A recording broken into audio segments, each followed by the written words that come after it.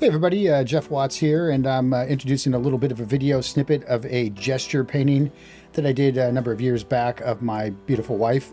And it really exemplifies efficiency in thought process, direct decision making, invented color, manipulation of edge.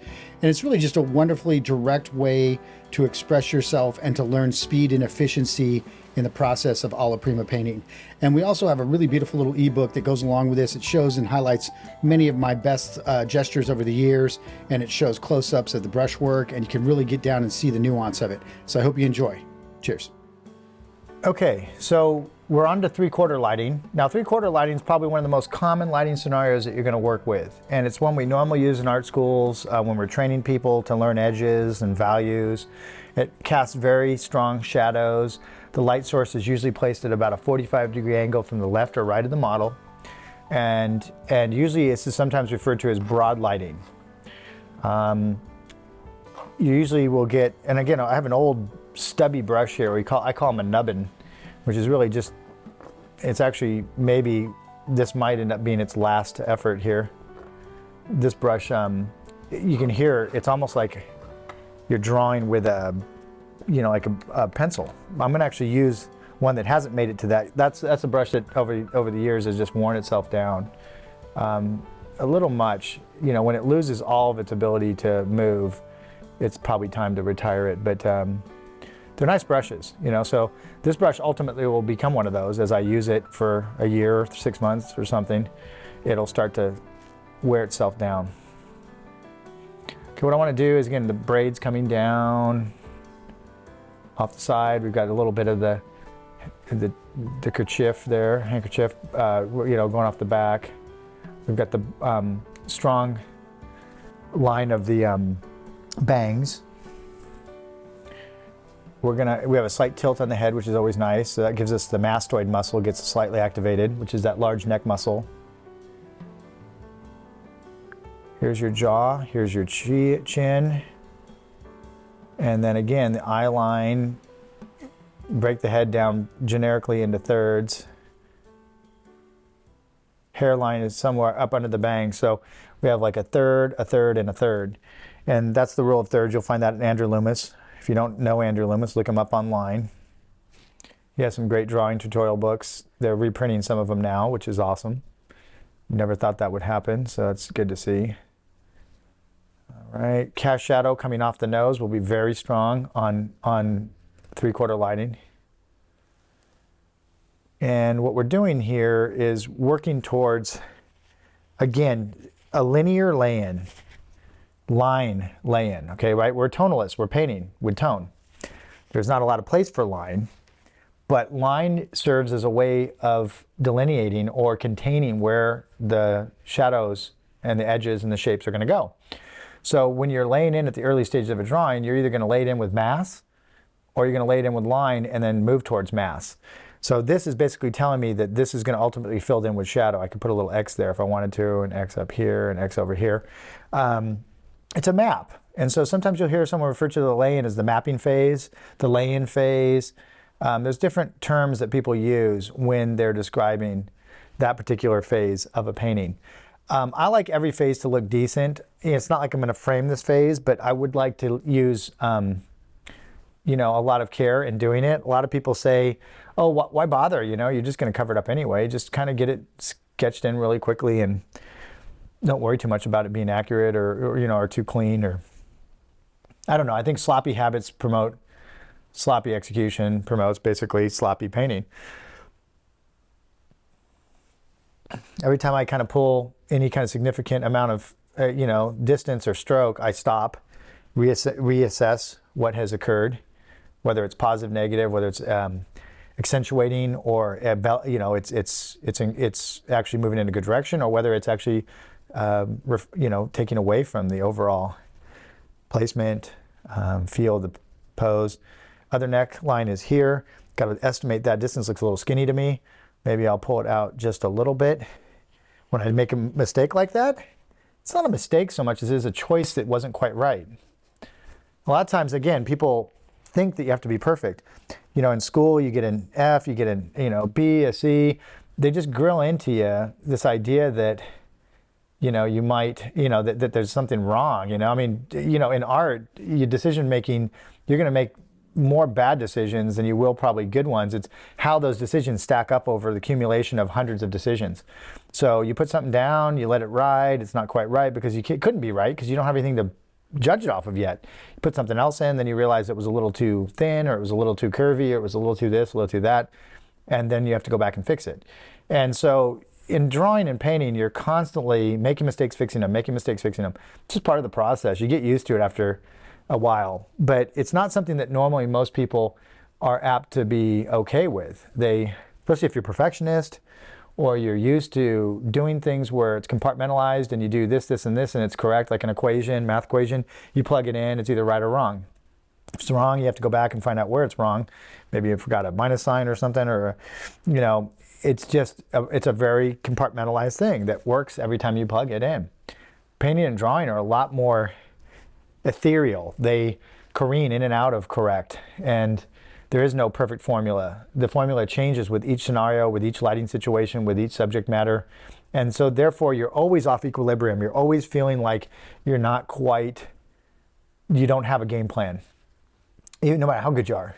It always feels like, oh man, this is the first. Oh, this is gonna really something always gets thrown at you that you just didn't anticipate. A likeness, a type, a color, a lighting situation. It could be anything. So I think that's a very nice little lay-in. I like the feel of it. I like the spontaneity of it. Again, we're on a slightly different canvas, back to stained canvas, a little bit larger than the last one. It's also lead primed Fredericks. You can buy it store-bought. They're on they don't make a lot, it's all hard to find. You kind of have to order it online because normally it's a little pricey, and a lot of art stores don't carry it because it's a little too expensive. Okay, so now that I've got that in, I then move over to what phase? The insertion of the shadow phase, right? So again, warm light source, incandescent bulb. We haven't gotten to any of the cool lighting or colored lighting scenarios, which will be a little later. So we're going to go in again with our trusted transparent maroon, which I know you guys are probably getting bored of, but we're going to use it. And we're going to plug it in here into our shadow pattern. And again, I'm still using the same round that I laid in with. Now this is where this brush is going to turn into one of those really nice drawing brushes, is by using it on its side and scrubbing the paint into it. That's filing my brush down. You can't really see it, I was moving so fast, but what it's doing is I'm not dabbing at the painting. That's a really not the best way to paint. Most of the time you'll see me flip it from here to here to here. And I use terp, generous amount of terp, and I just want to get the paint in, but it's a slightly porous surface. It has a texture to it. So in order for it to get in there, I have to scrub.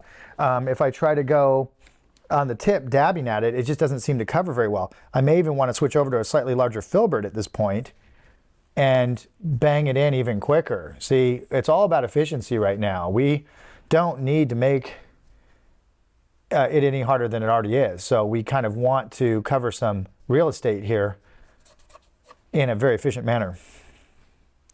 And that's what you see me doing now, is just going in and quickly trying to establish. Now, I say quickly, I don't mean to say that as in a way to create anxiety with you. Work at the pace that you're comfortable with. If that's what you get in a 40-minute, kudos to you. I mean, fantastic.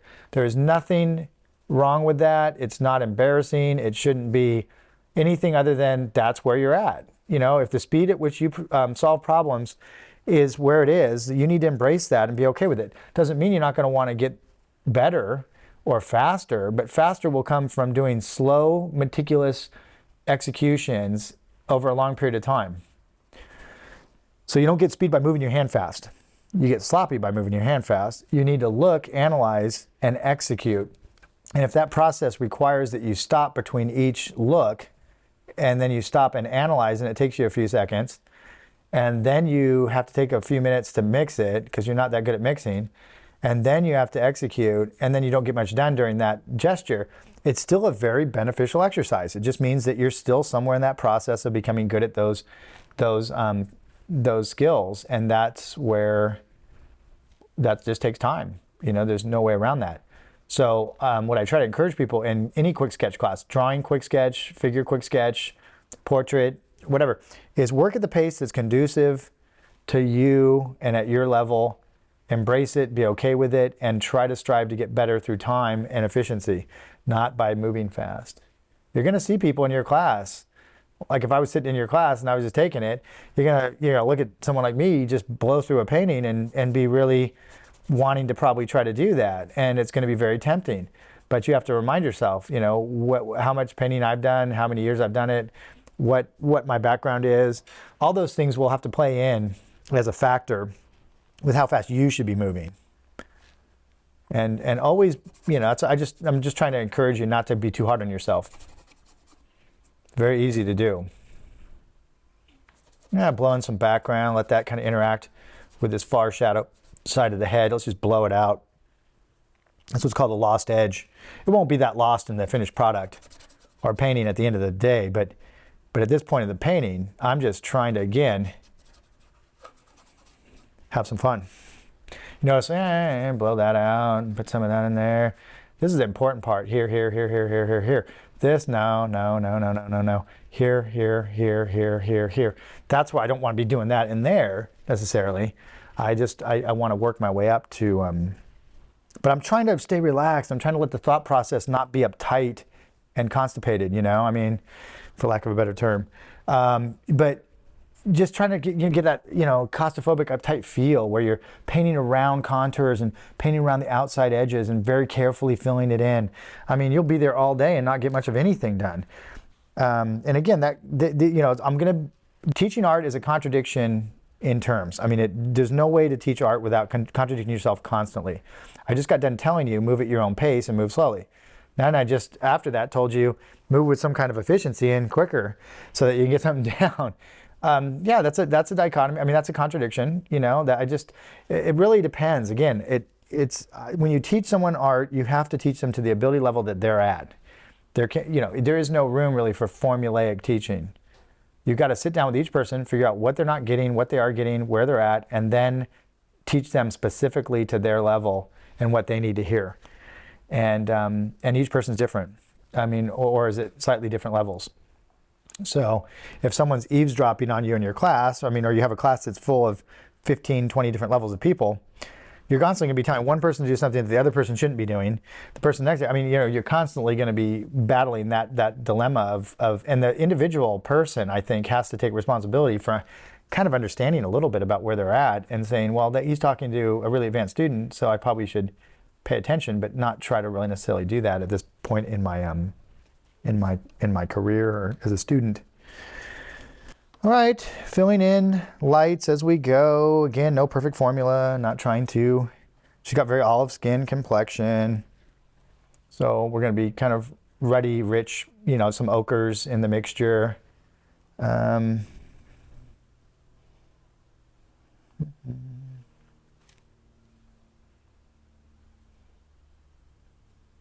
Grabbing, mixing, twirling, getting the paint out of the ferrule of the brush, which is up where the bristles go into the metal. That's a dangerous area because the paint gets stuck up in there, and as you go to paint, it starts working its way out. So when you mix, it's kind of nice to mix, spin, and get the paint so that you know what mixture you've actually got. Okay, a little too yellow, right? But no need to panic. Just take a little bit of lighter value, maybe even add a little bit of like I like that particular blue-gray green over there because it's spineless. What I mean by spineless, it doesn't do much when I mix it in things, but it does kill. It's very subtle. If it was a really strong phthalo or something, I would have just, would turn into a green blob, so being able to tint or take down the intensity of my flesh tones quickly with just a little bit of this color is kind of nice. Again, it's not. Now the neck drops, I just noticed as I was doing this, the neck drops quickly into value. I don't want to do a non sequitur there, but I got to mix a darker value like that. And so down here, the chroma and the intensity and the value have dropped. They're darker. It's duller, richer, as it gets down into away from up in this area. because the light's coming down and hitting here before it's hitting here. And so it's slowly starting to drop chromatically and value-wise. Too light. Test it. If you don't like it, correct it and replace it. And keep doing it. I mean, again, the nice thing about oil paint is it moves in it. It's supposed to move in and out of itself. So unlike watercolor, where you kind of have to plan your moves very carefully, and it will move into itself while it's wet, but once it dries, you're kind of stuck with what you got. Oil stays wet for a lot longer and allows you to manipulate it for a lot longer, giving you more freedom with manipulation, which I like. I do love watercolor. I love gouache. I love a lot of the mediums. You know, I'm very proficient in many of them and enjoy them all for different reasons. But oil will probably always be my favorite, as most people would probably agree. It's just the Rolls-Royce medium. I'm sure I'll get some emails from some watercolorists, but you know, it is what it is. I mean, that's just an opinion. Like I said, I love the other water-based mediums. Gouache is probably my second favorite to oil. Do a lot of gouache painting, teach a lot of gouache painting. Great training medium.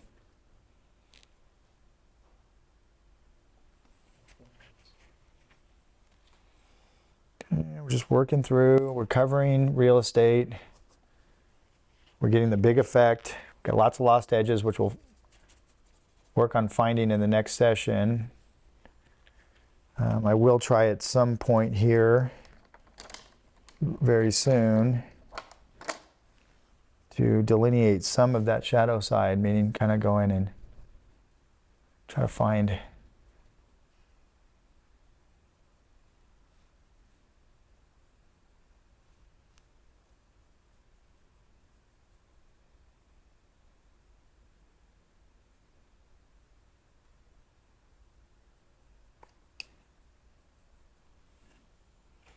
some of the dark of the hair, leaving a little gap here for where that hot spot is. Now that hot spot looks white, but it's not anywhere near white. If we were to hold a white piece of paper up and look at that highlight, it would be substantially off of white. I mean, we're talking not even close. A lot of people make that error. They look at it, oh, there's a highlight on the hair. I need to make it white. Okay, you got like these white chrome hair, you know, all of a sudden. It's just not a good way to go about it.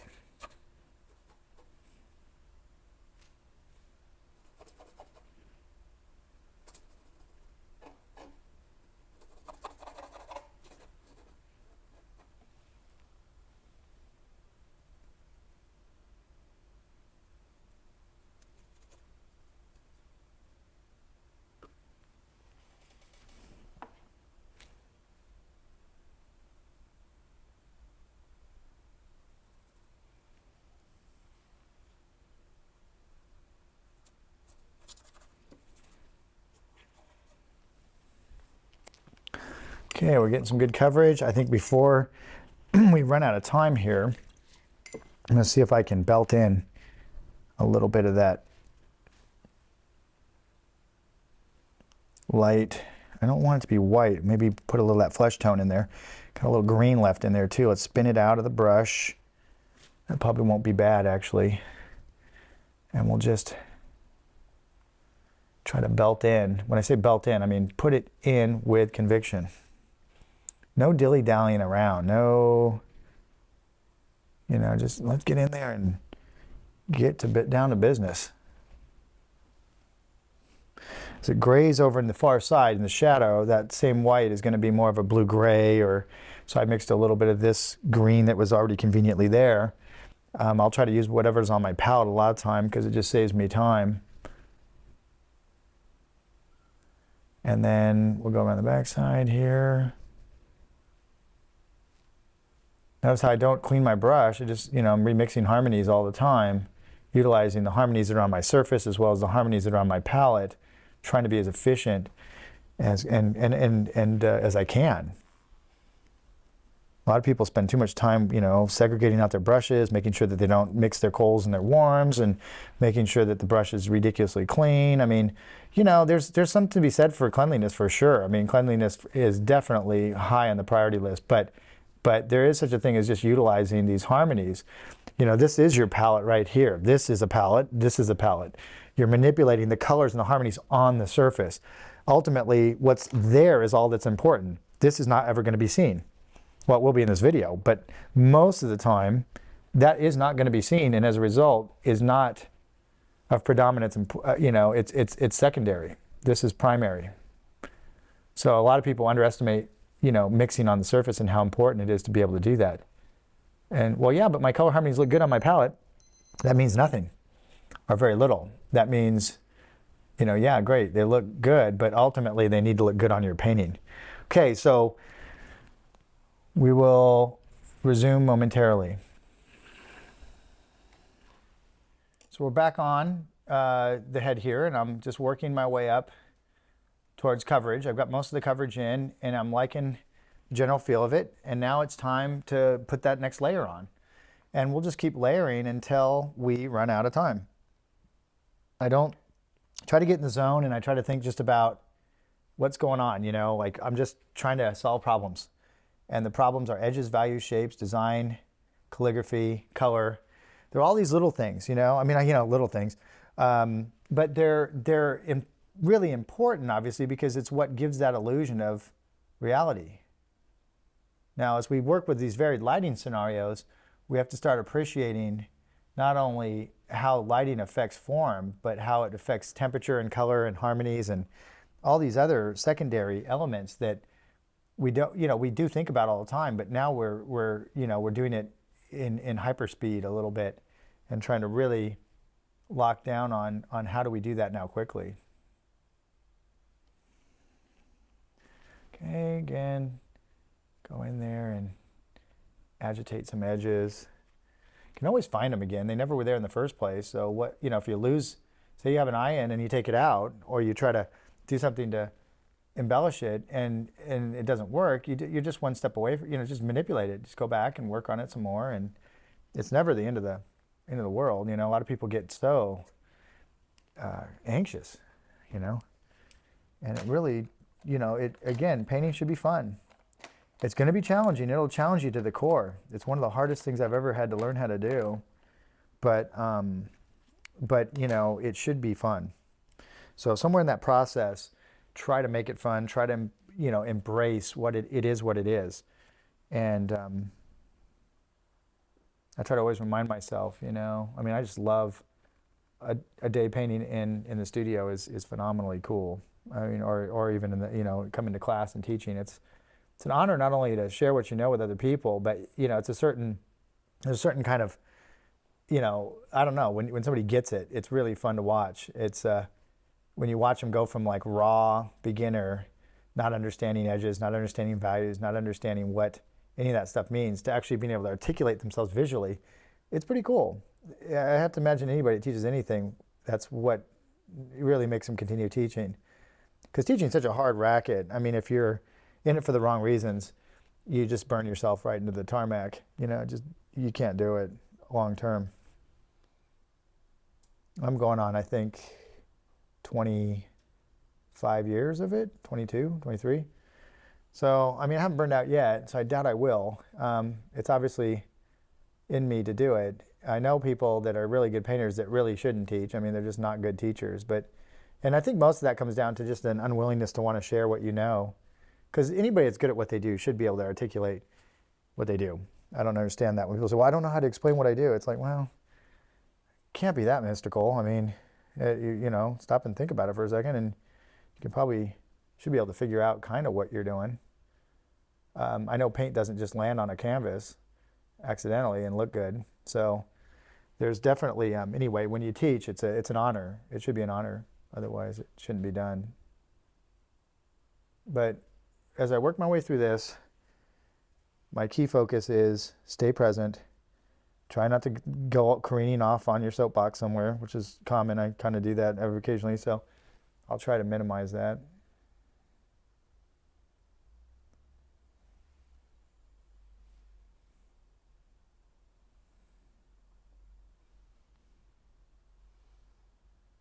When you carve with your brush strokes, it's very important that you think about what topography your brush strokes are going over. And that's going to help you to manipulate whether you go with or against the form with your paint strokes.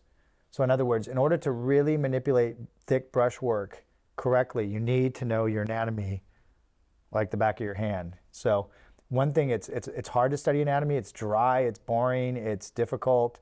There's no easy way to teach it. There's no easy way to learn it. It's a badger. It's kind of a it's one of your rites of passages as a painter. You have to, that perspective. There's a lot of them, but anatomy, you just can't paint really, really good stuff without really knowing what you're doing with your anatomy. There's an old saying, it's very difficult to indicate what you don't know. It's almost impossible. So there's so many choices on this painting that have to occur as I go through it, that if I don't know kind of what is it cartilage, is it bone, is it muscle rhythm, is it subcutaneous bone that's close to the surface, what is it that I'm painting around? How am I going to know how to indicate whether, certain things? It just doesn't, it makes sense, but very few people then go and actually dive into studying anatomy, because anatomy is one of those very kind of highty-flighty, ethereal things to learn. It's just so hard. I don't have an easy answer for you on that one, other than I teach it a ton, and in our atelier, I also, maybe I'll do something down the road for sure on it. But it's hard to find good anatomy teachers. It really is. It's such a hard topic to stay on top of and teach regularly without burning yourself out. But there are some good books out there, and again, just look around your area and see if you can find some program, or maybe you guys are already immersed in some program somewhere that has a decent person teaching anatomy.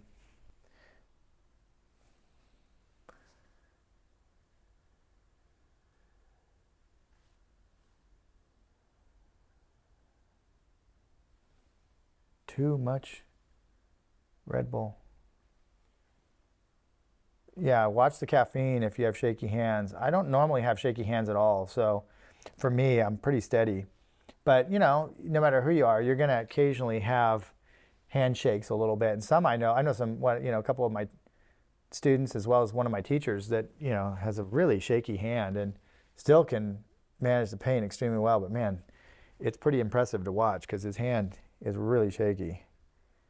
And so use maul sticks, use whatever. But a lot of times there's lots of ways to support your hand. A maul stick is nothing more than something that elevates your hand above the surface so you don't run your hand through a bunch of wet paint all the time.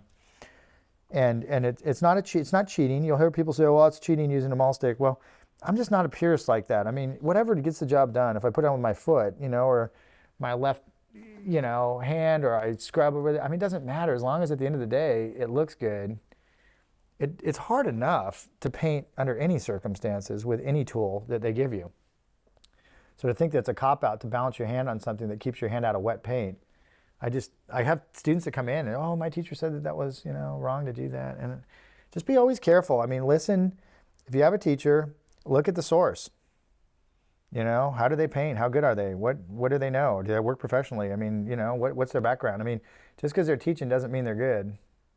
So you got to be careful. You got to be responsible for who you learn from and how you learn, and take some responsibility for that, because it's important.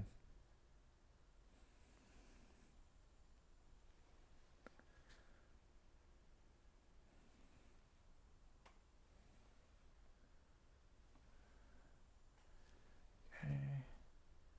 Plugging along.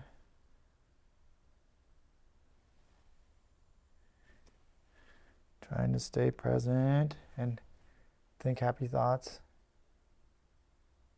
Go to your happy place while you're. If you listen to music, try to listen to something that's not going to just distract you profusely. Like try to listen to classical or jazz or something mellow.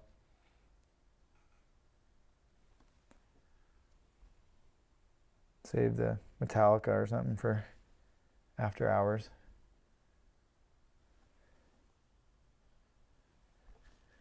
Okay, center of the lip, putting little abstract color notes in just because, no particular reason. They're not there, just having fun. I always try to do that because, again, this is how I learned color to some degree. I mean, by other good artists that I painted with, and copying other good painters that had good color sensitivity, and then doing exercises like this. To me, this is a really advanced color chart. That's all it is, really. It's a head, but it's a color chart. And I'd rather do these than sit with little squares and mix out different hues and values of color and try to learn color that way. I want to learn it in a practical sense. I want to go outdoors, let nature teach me it. Let this, set up a lighting situation and manipulate it and play around with it and see what the colors are capable of doing. How far can you push them before they break? How much can you get away with?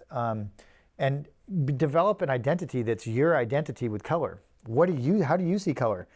Not how did you read it out of a book, but what resonates with you? You're the painter, I want my own color sensitivity, I don't want some formula. I have no interest. So I always gravitate away from theory. And I think it was Monet that said no great colorist was ever trained through theory. And I have to say, I would agree with that statement. The ones that look for theory the most are usually the ones that are the worst at it. Seems to be. The ones that are really good at it don't usually gravitate towards it because they don't need to. I'm not saying just start slinging color and hope for the best, but I am saying develop an incredibly acute sense of value manipulation and ability to see and understand value.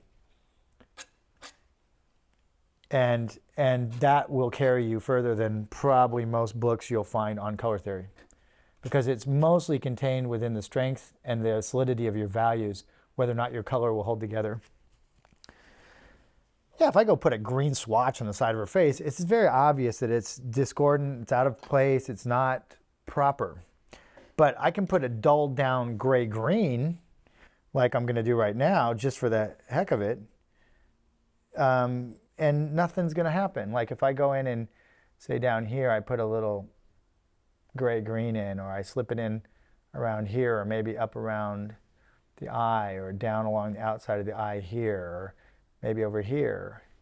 It's extremely subtle. That's why the value is holding together. Whether that's mauve, gray-green, blue-gray, doesn't really matter to me. It actually looks nicer than what's probably up there.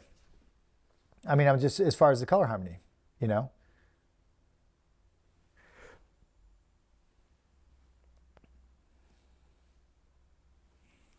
This is my wife, by the way, up here modeling for us, so it's pretty cool.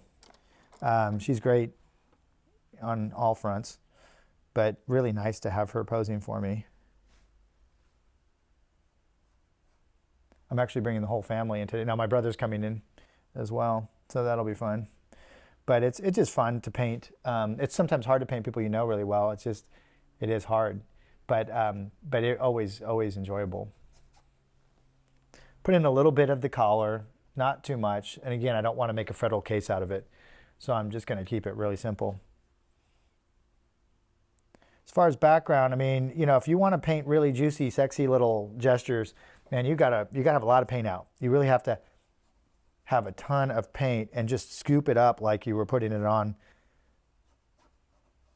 And because it gets sucked up, and in order for oil paint to really do its thing, it has to move in and out of itself, and it can't move in and out of itself when it's in a stain. So a lot of the watercolors I train, we get a lot of them in, and there's nothing wrong. They just paint really anemically, very thin, because they're used to watercolor. And as a result, the paint doesn't move in and out of itself very well, and they get frustrated with oil because they think, they try to make oil act like watercolor. You can make oil, diluted down with terp, look like watercolor. It's not exact, but you can get a similar effect. It's still not its forte. It's not really what oil's sweet spot is. It's best when it's viscous and moving in and out of itself, and the harmonies are going in and out of itself, and you have enough paint on the surface where you can create dynamic harmonies. It's hard to harmonize a stain. I'm not saying you can't do it. It just doesn't work as well as if you have actual paint application. So first thing is trying to get enough paint on the surface and be willing to put enough paint on the surface to where you can get some harmonies to happen, some unique color to take place. So try to, experiment with that if you're finding that to be a problem. And I hear that all the time in gouache and oil. I have watercolors, and I always ask them. You know, you usually can tell by how much paint they put out. They paint little tiny dollops of paint, like you would in watercolor. Watercolor being a very expensive medium, and you usually don't put that much of it out. You just don't need as much. In oil, you want to put a lot out. And as a result, a lot of people are usually very timid. So first thing I see when I see a very timid amount of paint going, I usually ask somebody, do you paint in watercolor? And they, yeah, I paint in watercolor. Okay, well now we have to put out 3 times as much paint. And it usually surprises them. But then once they get in there and start learning how oil works, you realize you got to have some paint on the surface. You really have to be able to get in there and manipulate and move the paint if you want something cool and sexy to happen.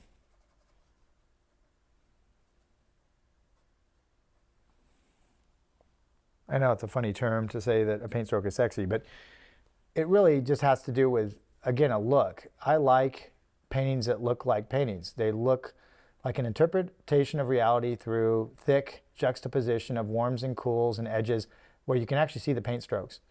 And it looks almost like, not cake frosting, but look at how those highlights are manipulating along the form. It's not just like I put in pinstriping. I kind of carve and sculpt the form around design. And the design is around anatomy and around muscles coming in and away from each other, inserting underneath, passing over the top of. So we have a play of form that's occurring all through here. And these little juxtapositions of tiles. Tile does not mean rectangular, it means shape. It's a shape-driven exercise. You're designing shapes around pieces of anatomy. I happen to call those tiles. Okay, so when you think tiles and you hear that term, don't think of it as like, oh, that means I'm supposed to paint only with rectangles and squares. No, you can have rectangles and squares, and they are tiles, but I'm talking about shape recognition painting. And I learned that through gouache painting. Gouache dries instantaneously quick, I mean like within seconds, but can be remanipulated and reactivated, unlike watercolor and acrylic. So you have an added benefit by using that, but it's a very crafty medium, difficult to learn. But in our school, I went to the California Art Institute, and Fred Fixler was the founder of that school. Later, Morgan Westling went there, and after that, Jeremy Lipkine and many others. A lot of good painters came out of that school.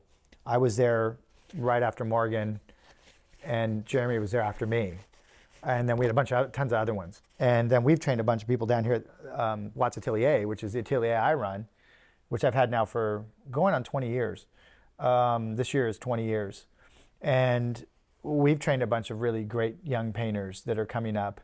And so it's just a really neat lineage.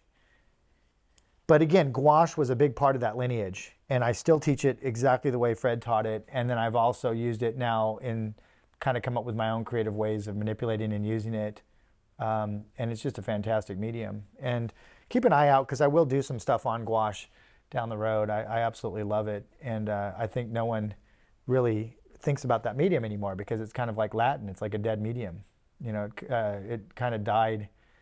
You know, it used to be very popular amongst illustrators because of its reproduction and capability. It's a very interesting medium. It reproduces extremely well. But, you know, the digital came in, and it kind of took the place of it and kind of mimics the same look. And a lot of people gravitate towards that because it's easy to correct stuff. And gouache kind of got left behind. It's unfortunate. But I work in a lot of mediums that are dead mediums. I work in inking a lot. I love inking.